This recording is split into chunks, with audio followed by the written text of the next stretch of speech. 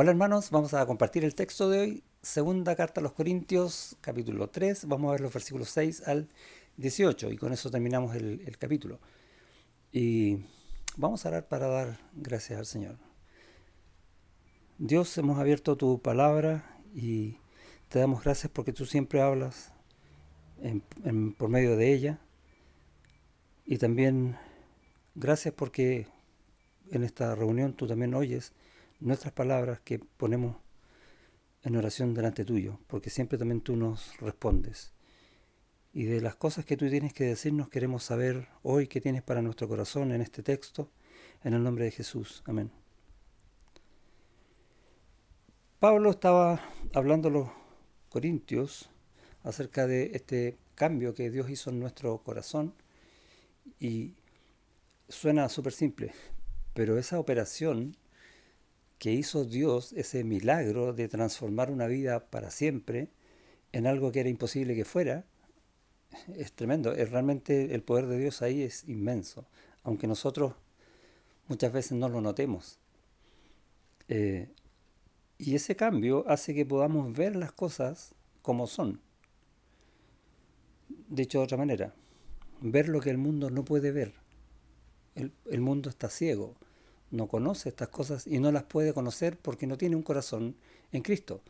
Pero tú y yo sí, y podemos verlas y no solo gozarnos en ellas, sino que también vivir en esa libertad, perdón, que nos da el hecho de estar en Cristo, el hecho de poder ver la verdad tal y cual es.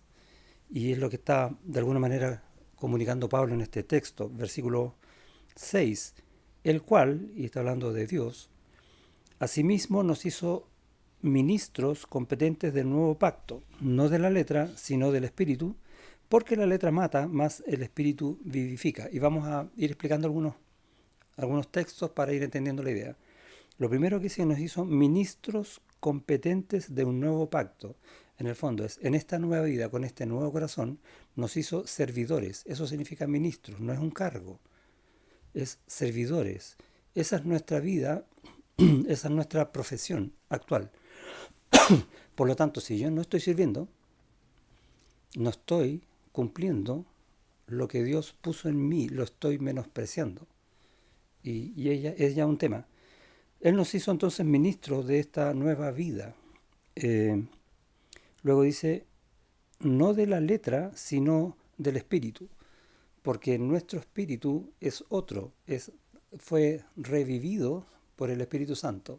Ese es el nuevo espíritu que tenemos nosotros, para poder tener comunión con Dios, para poder ir, como ahora, a Él en oración y que Él nos oiga, que tengamos ese vínculo espiritual con Él. Si no, no podemos, el mundo no puede. Nosotros sí, te das cuenta que hay muchos privilegios, pero también responsabilidades. Luego dice, porque la letra mata, más el espíritu vivifica. Y muchos piensan que cuando dice la letra mata, significa que mucho estudio mata. No, no, no, no está hablando para nada de eso. Es más, Dios quiere que nosotros estudiemos, y harto. Cuando dice la letra mata, se refiere a la letra de la ley de Moisés. ¿Por qué? Porque esa muestra el pecado, muestra la condenación de Dios. En ese sentido, mata, condena. Pero el espíritu, la nueva vida en Cristo, es para siempre, esa vivifica. ¿Se entiende entonces la idea? Y si el ministerio de muerte, la ley de Moisés, grabado con letras en piedras, fue con gloria, tanto que los hijos de Israel no pudieron fijar la vista en el rostro de Moisés a causa de la gloria de su rostro, la cual había de perecer, ¿cómo no será más bien con gloria el ministerio del Espíritu? Y por lo menos a mí me llamó la atención esto de la comparación de las glorias. La gloria del ministerio de muerte no es mayor que la gloria del ministerio del Espíritu, que está en el versículo 8. ¿Por qué no es mayor? Piensa una cosa, la gloria de la ley de Moisés es la gloria de Dios que anuncia cómo es Él, qué cosas aprueba y qué cosas condena. Y es sumamente glorioso porque se muestra ahí la gloria de Dios. Y en la salvación que nosotros tenemos, en la gloria del Espíritu, se muestra toda la gloria de Dios, todo el resplandor de Cristo. Entonces, ¿cómo puedo comparar una con otra? no es respecto de la cantidad de gloria, porque Dios es infinitamente glorioso. Entonces no puedo comparar eso. Lo que está hablando Pablo, y lo explica después en el versículo 9, porque si el ministerio de condenación fue con gloria, toda la gloria de Dios, mucho más abundará en gloria el ministerio de justificación. ¿Por qué? Versículo 10. Porque aún lo que fue glorioso no es glorioso en este respecto en comparación con la gloria más eminente, porque si lo que perece tuvo gloria, mucho más glorioso será lo que permanece. Y todos estos versículos nos están diciendo, mira, la gloria de Dios es gloria siempre. No hay gloria como la gloria de Dios. Dios hace todo para su gloria. Pero la gloria de Dios expuesta en la ley tiene un fin, un término. Llega hasta ahí. ¿Cuándo es hasta ahí? Cuando yo llego a la cruz de Cristo y el Señor me salva, yo pido perdón por mis pecados y veo ahora por el Espíritu. Y ahí se acabó. Y ahora comienza la gloria, pero en esta nueva vida, que es superior en todo aspecto porque permanece, porque es para siempre.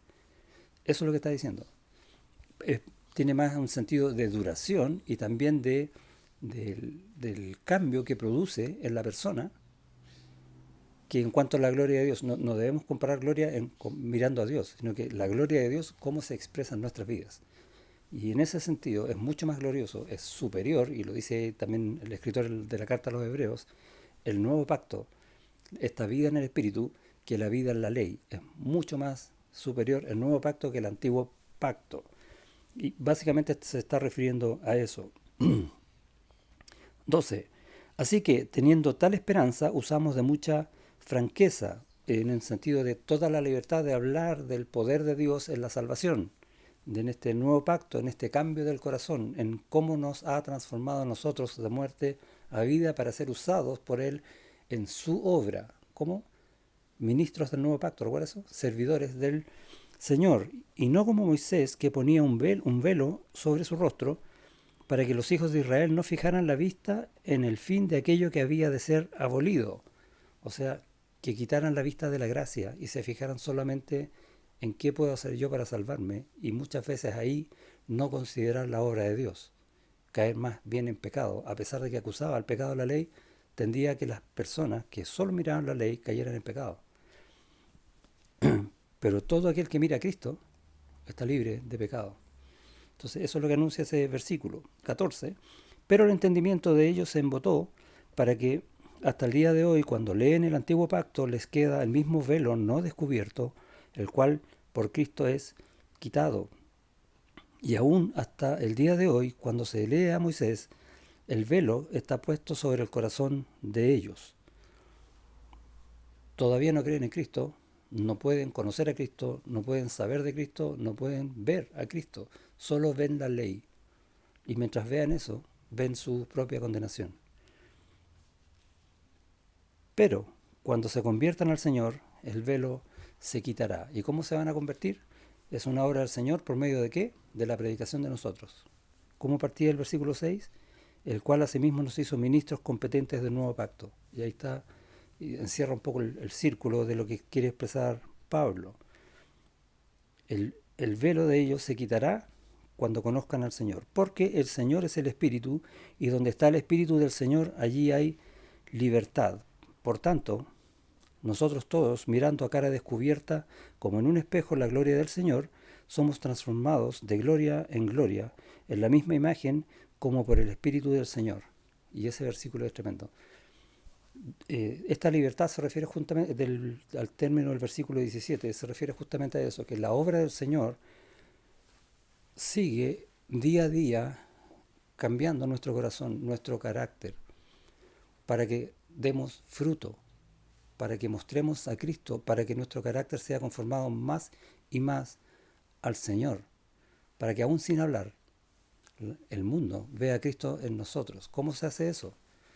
Creciendo en este nuevo corazón que el Señor nos dio, sirviendo, ojalá a más no poder, en la obra del Señor, porque no somos otra cosa que servidores. Si dejamos de hacer eso, somos como el mundo.